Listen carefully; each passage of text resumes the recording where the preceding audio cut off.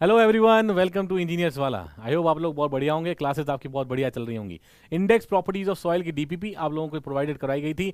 काफ़ी सारे क्वेश्चंस आपने कर लिए होंगे क्लास में, अगर आप बहुत अटेंटिव रहे होंगे। क्लास को आपने लाइव देखा होगा, रिकॉर्डेड देखा होगा, जैसे भी देखा होगा, काफ़ी सारे कॉन्सेप्ट्स आपके वैसे भी क्लियर आउट हो चुके होंगे। चलो देखते हैं डीपीपीज के थ्रू क्या क्या क्वेश्चन हैं। सबसे पहला क्वेश्चन है the soil moisture useful for the growth of plant is known as. एक डायग्राम मैंने आपको बना के बताया था क्लास के अंदर कि सॉइल मॉइस्चर को जो है, जो प्लांट के ग्रोथ के लिए इंपॉर्टेंट होता है, वो कौन सा वाटर होता है? दैट इज जो कैपिलरी वाटर। कैपिलरी वाटर जो बेसिकली माइक्रोपोर्स के अंदर प्रेजेंट है, that are basically required for the plant growth. ठीक है, वो प्लांट ग्रोथ के लिए रिक्वायर्ड होता है। हाइग्रोस्कोपिक वाटर, ये भी आपके पास सरफेस वाटर है।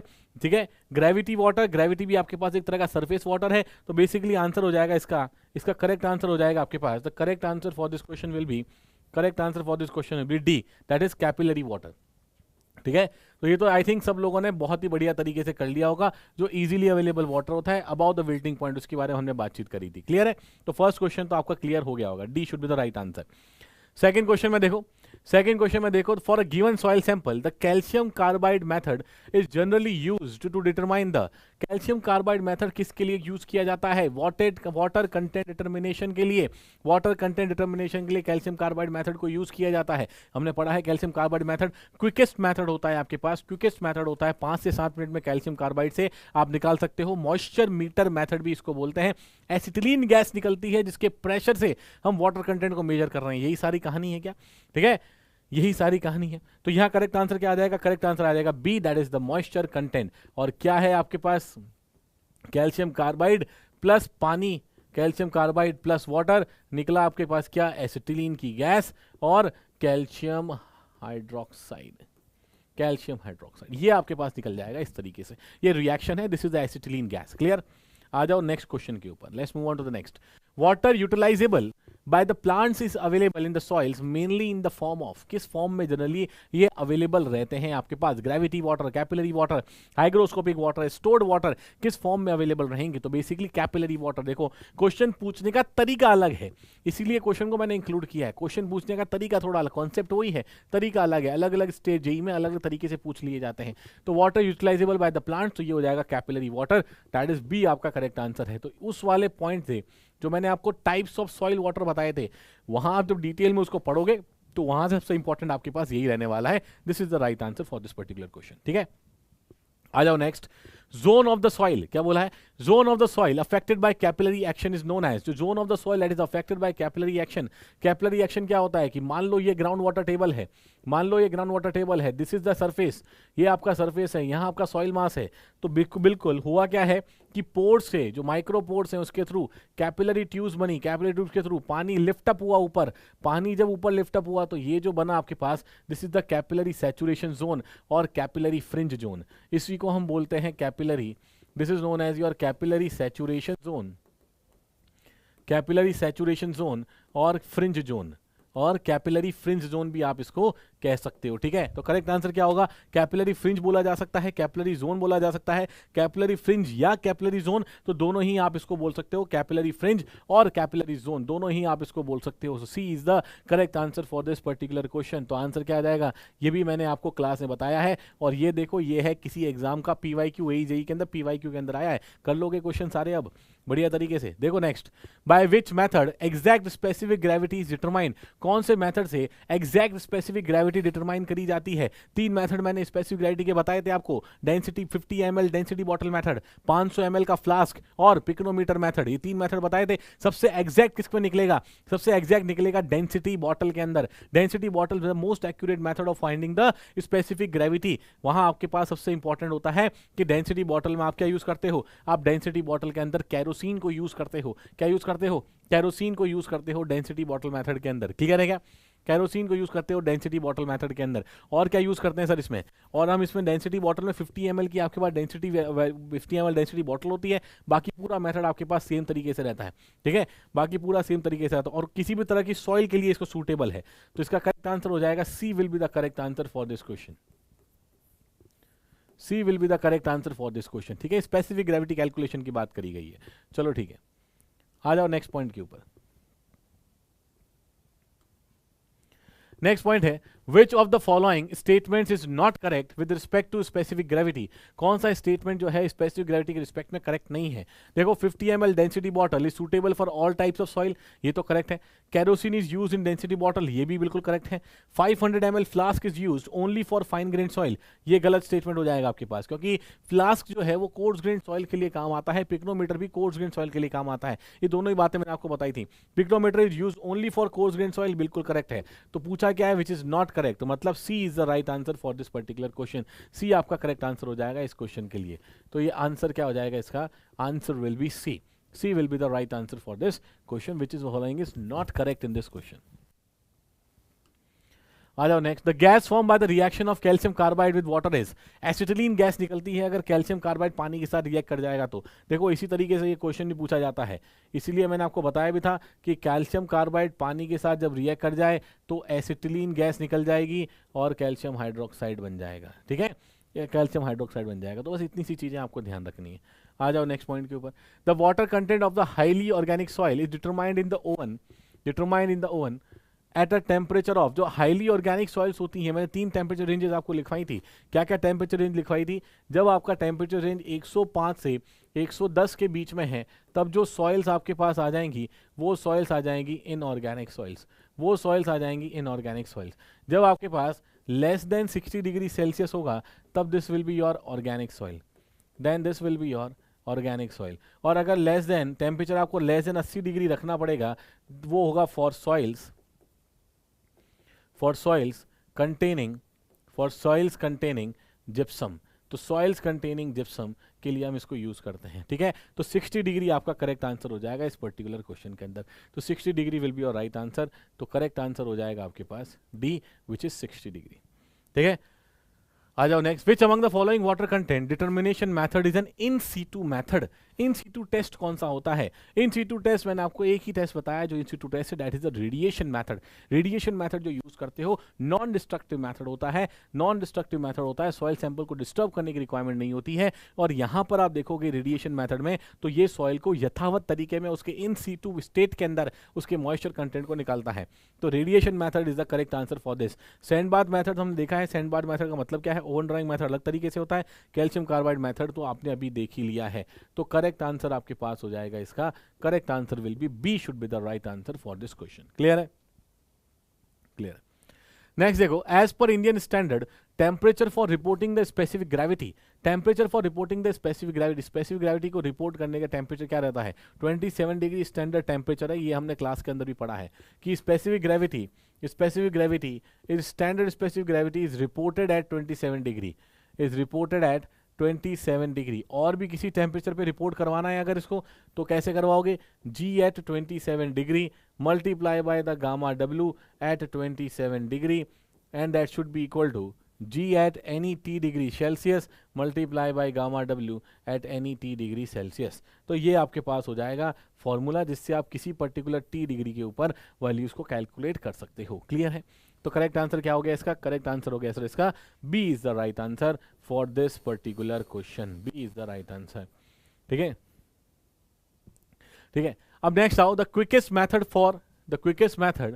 फॉर ये फॉर आएगा, for determination of water content is, quickest method for determination of water content क्या रहेगा? Torsion balance, sand bath, oven drying या calcium carbide? Calcium carbide is the quickest method for determination. बहुत बार मैंने आपको बताया ये, ठीक है। 5 से 7 मिनट लगते हैं ये कैल्शियम कार्बाइड से आपके पास जो है वैल्यूज कैलकुलेट हो जाती हैं। 5 to 7 minute it just takes for calcium carbide, ठीक है। आ जाओ नेक्स्ट।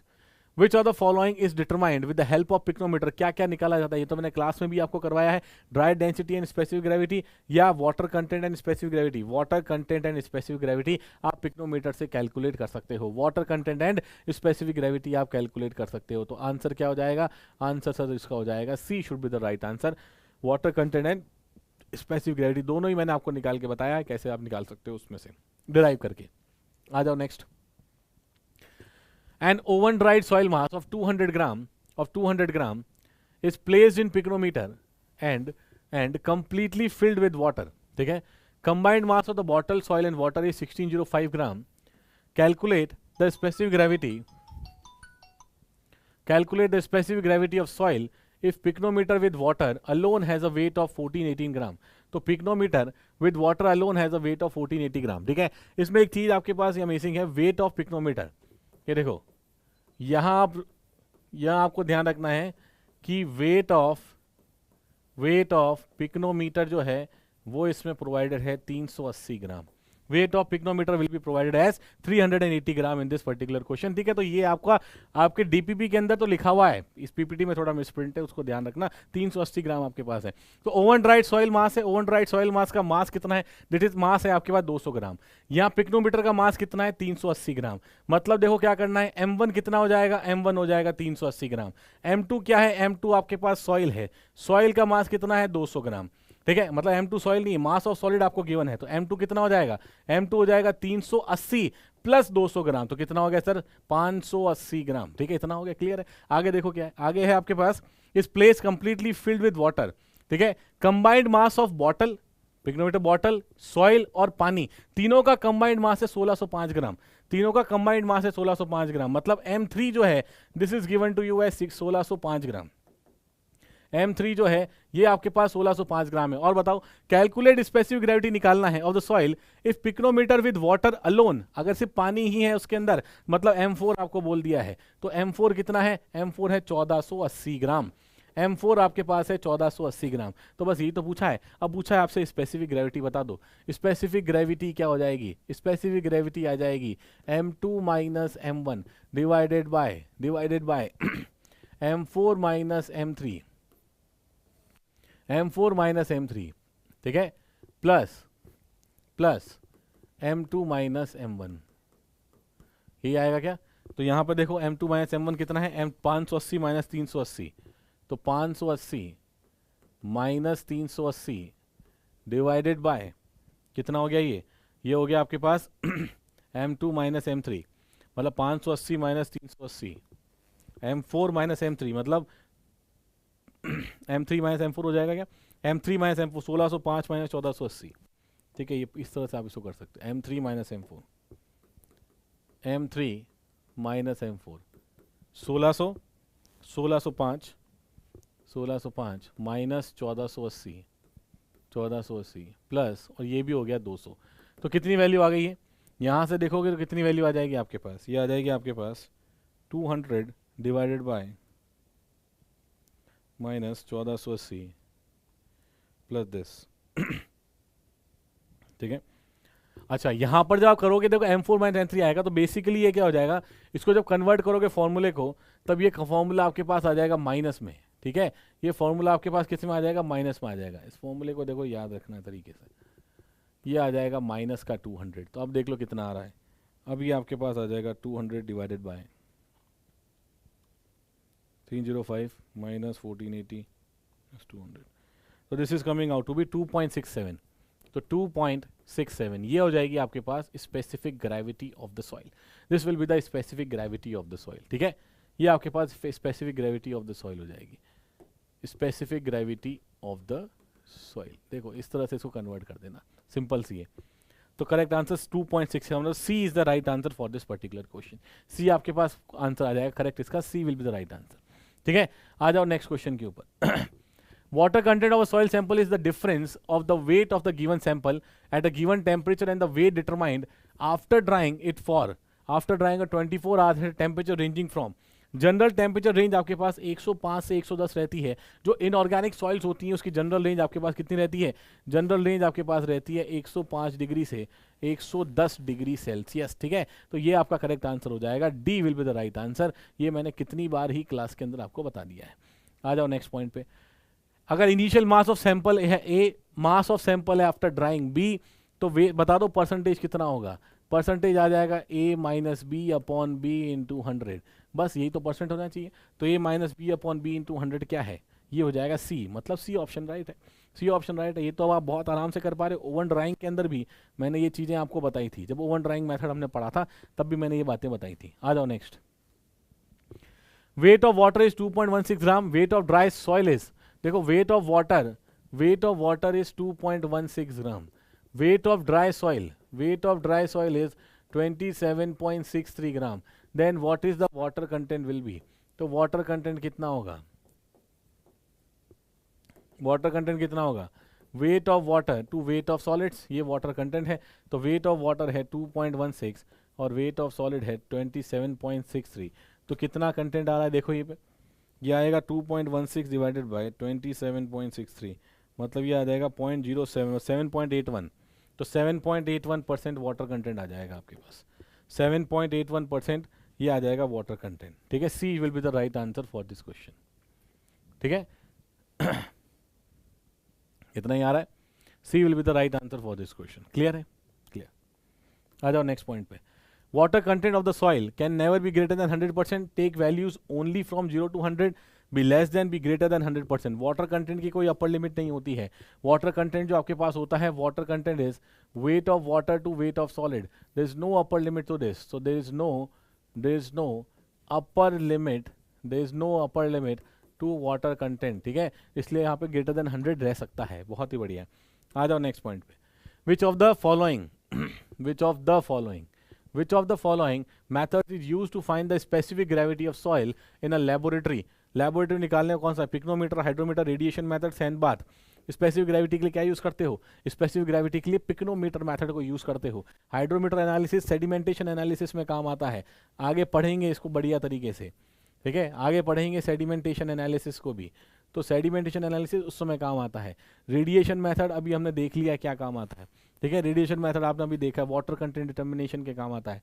सैंड बाथ मेथड जो है, this sand bath method is also use for water content determination. तो पिक्नोमीटर मेथड है जिसको हम यूज करते हैं लेबोरेटरी में, फॉर लैब मेथड पूछा है इसने, to find the specific gravity, तो ए आपका करेक्ट आंसर हो जाएगा। लास्ट देखो, which of the following method is not used, कौन सा मेथड यूज नहीं किया जाता है to determine the water content of the soil.